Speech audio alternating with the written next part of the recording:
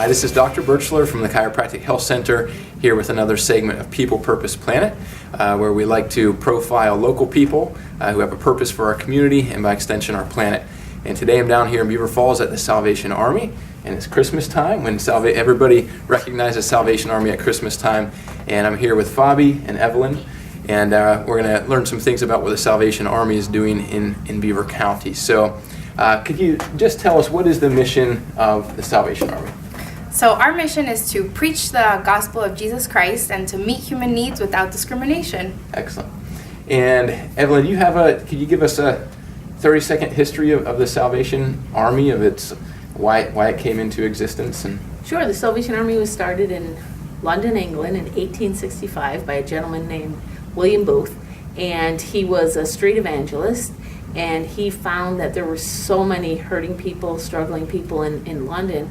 So he said you can't show someone the love of Jesus on an empty stomach. Yeah. So that's where the social service aspect came into it. Excellent. And there were a lot of people, and then he would steer people to churches in England, but because they didn't have the proper clothing and that type of thing, they weren't welcome in the churches. So that's how the church came about for the Salvation Army. Yeah, and so for growing up as a young person, I was very familiar with the Salvation Army in terms of collecting donations and the thrift stores and all those things.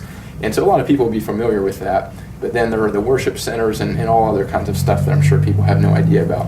So again, could you give us maybe just a short idea of how the Salvation Army is structured and maybe some of the aspect of the spiritual worship element of that as well? Yes, so we are a church, and so we have services on Sundays.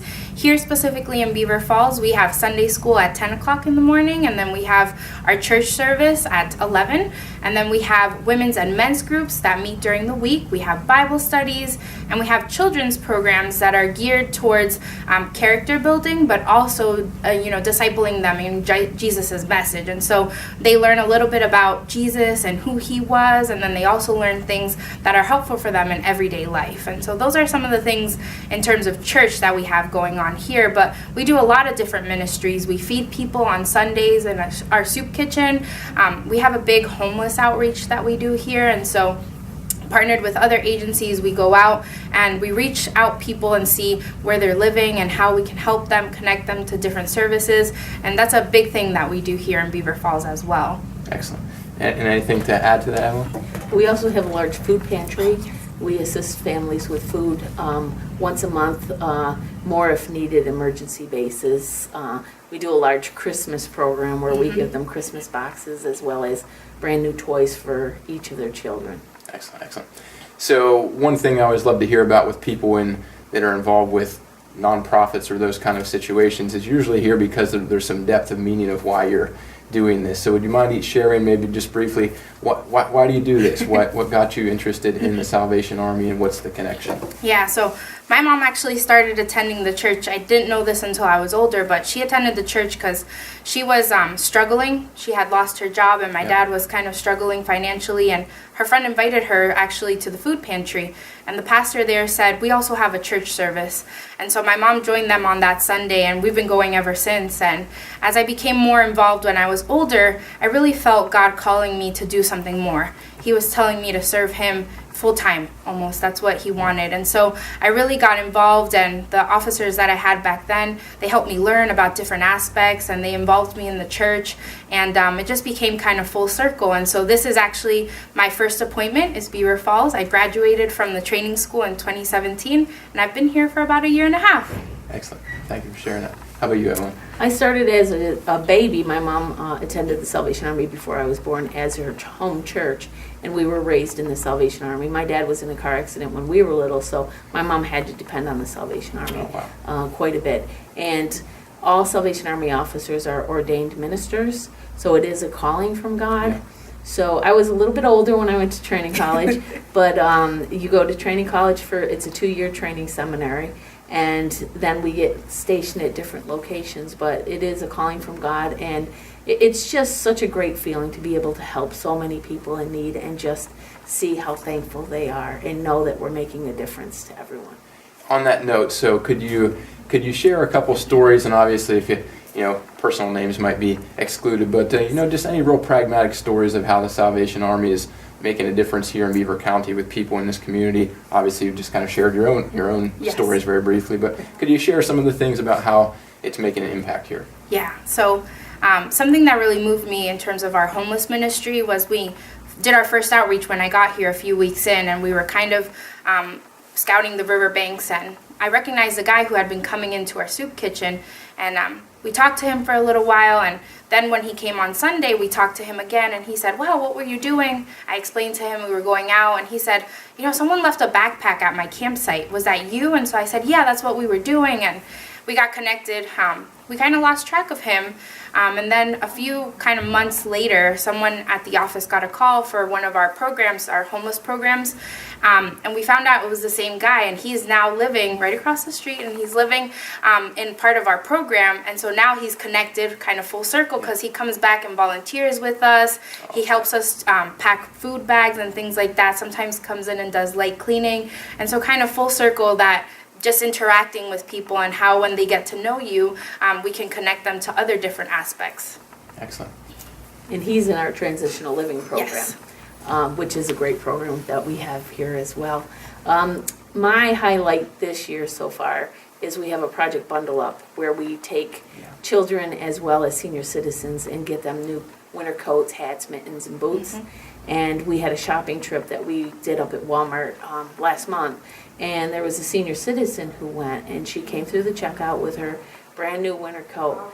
And she cried on my shoulder. She said it was the first time she'd ever gotten a brand new winter coat in her life. And she has to be over 60 years old.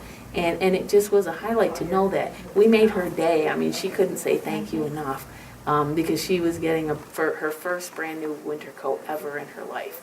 So these are things you don't think of a lot, but it was a great feeling to know that she was so pleased to get a brand new winter coat. Excellent. So, without maybe taking a lot of time, even just list a few things. What are some of the biggest programs or things going on with the Salvation Army here locally? Wow. So I would say definitely our food bank is one of the biggest ones. We have, like she said, we have two housing programs going on. We have the children's programs that go on in the evenings, and that includes a music program as well. We also have our homeless ministry outreach. Soup kitchen is a big part on Sundays. Am I missing something? I think you may have named most of it, yeah. All right. But I would say the largest would be the transitional housing and the our Harmony House program. Can you maybe elaborate on that just for a minute so that people understand what that transitional living program is? Sure. Transitional living, we have apartments throughout the city, and for people who are homeless or in fear of being homeless, and we set up apartments for them, and they enter the program, and it's a program where they're followed up. They have to see our case manager weekly, and they're allowed to live there until they're able to get on their feet. So we provide that for them. Yeah, that's great. So could you maybe share with us just ways in which, obviously people can donate monetarily to the Salvation Army. So what would be the way to do that? Through a website? Is there any other kind of avenue for people to donate? I would definitely say that this is our season, and so you will see us at the stores ringing our bells. Stop by, say hello.